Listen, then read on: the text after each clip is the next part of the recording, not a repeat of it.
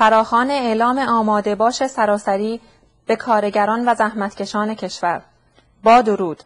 بدین وسیله شورای هماهنگی دولت موقت در تبعید ایران ضمن حمایت و پشتیبانی از مبارزات و مطالبات کارگران و زحمتکشان کشور از کلیه رنجبران می‌خواهد که به نام نجات میهن و ملت و برقراری عدالت و تأمین اجتماعی بر پایه مردم سالاری آماده اعتصابات سراسری باشند. مطالبات به عقب افتاده و تاراج دسترنج کارگران و برزگران و تنگدستی و شرمندگی حاصل از ظلم اشغالگران و استثمارگران بیش از این برای زحمتکشان با شرف ایرانی قابل تحمل و گذشت نمی باشد.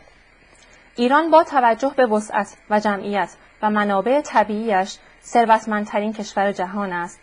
و روا نیست به خاطر منافع شخصی مشتی مزدور اشغالگر و استعمارگر از آخوند حاکم گرفته تا مشتی سرکوبگر کارگران و کشاورزان زحمتکش شاهد فقر و تیره روزی همسران و فرزندان دلبند خود باشند یا فروپاشی زندگی خانوادگیشان. زحمتکشان کشور دیگر بیش از این نمی‌خواهند این شرایط را تحمل کنند و بر این باورند که توانایی و لیاقت حق تعیین سرنوشت خود و کشور را دارند. پس جهت پس گرفتن میهن و حقوق اشغالی و پایمال شده خود از دست مزدورانی که حتی زبان کارگران را با قیچی می‌برند دوشادوش ملت ایران بوده و متحد و متفق به دولت موقت در تبعید ایران مشروعیت می‌دهند تا هوشمندانه میهن و دسترنج به یغما رفته خود را از ظالمان اشغالگر باز ستانند. بنابراین ما به نمایندگی از طرف مردم ایران مسئولیت اداره و تنظیم تاریخ اعتصابات ملی و سراسری را پس از هماهنگی لازم با کلیه اقشار کارگری و مردمی به عهده گرفته که به صورت یک اطلاعیه رسمی نحوه و زمان شروع آن را همزمان با اعتراضات سراسری ملت ایران منتشر خواهیم کرد. در پایان پس از سپاس و درود از مبارزات بی‌امان کارگران و زحمتکشان ایرانی با ظلم و ستم اشغالگران جمهوری اسلامی شایان ذکر است که اعتصابات سراسری از کارگران شرکت نفت گرفته تا مخابرات و صنایع نظامی و غیر نظامی، شرکت واحد اتوبوسرانی و تاکسیرانی و حمل و نقل سراسری شامل کامیونداران، راه آهن و فرودگاه‌های سراسری، بنادر و گمرکات و کشتیرانی، کارخانجات و معادن و شهرداری‌ها و مؤسسات وابسته، نقش مهمی در پیروزی و دریافت مطالبات ملی کارگری را با کمترین خونریزی و تلفات دارد. از این رو آمادگی و اتحاد ملی خود را روز به روز بهتر و قوی‌تر نمایید تا در روز موعود با شرکت مسئولانه در اعتراضات و اعتصابات سراسری فروپاشی حکومت اشغالگر و استثمارگر را به زودی زود ممکن و همه با هم صاحب و مالک این آب و خاک و دسترنج کار و تلاش خود شویم.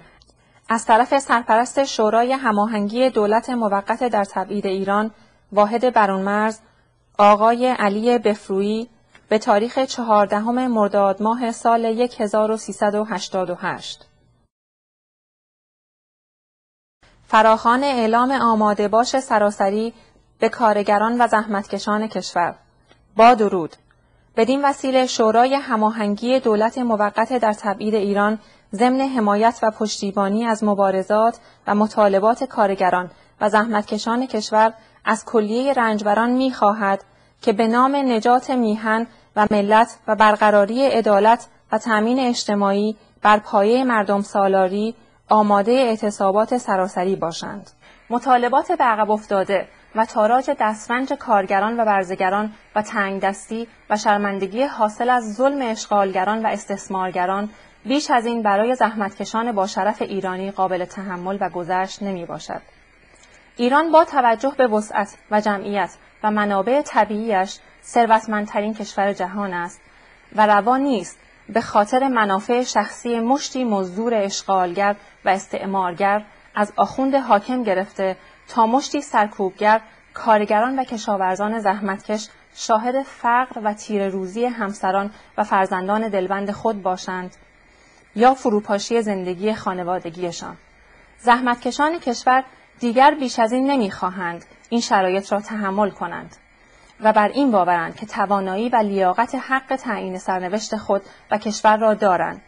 پس جهت پس گرفتن میهن و حقوق اشغالی و پایمال شده خود از دست مزدورانی که حتی زبان کارگران را با قیچی می‌برند، دوشادوش ملت ایران بوده و متحد و متفق به دولت موقت در تبعید ایران مشروعیت می‌دهند تا هوشمندانه میهن و دسترنج به یغما رفته خود را از ظالمان اشغالگر بازستانند.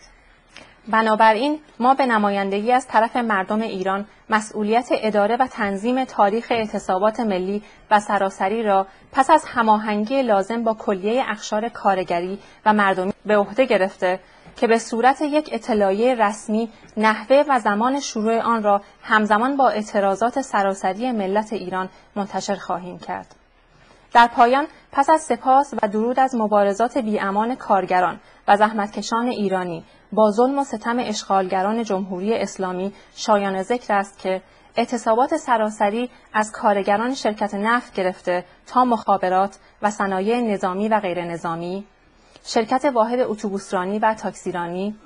و حمل و نقل سراسری شامل کامیونداران، راه آهن و فرودگاه‌های سراسری، بنادر و گمرکات و کشتیرانی، کارخانجات و معادن و شهرداری‌ها و مؤسسات وابسته، نقش مهمی در پیروزی و دریافت مطالبات ملی کارگری را با کمترین خونریزی و تلفات دارد. از این رو آمادگی و اتحاد ملی خود را روز به روز بهتر و قوی‌تر نمایید تا در روز موعود با شرکت مسئولانه در اعتراضات و اعتصابات سراسری فروپاشی حکومت اشغالگر و استثمارگر را به زودی زود ممکن و همه با هم صاحب و مالک این آب و خاک و دسترنج کار و تلاش خود شویم. از طرف سرپرست شورای هماهنگی دولت موقت در تبعید ایران، واحد برونمرز، آقای علی بفرویی، به تاریخ 14 مرداد ماه سال 1388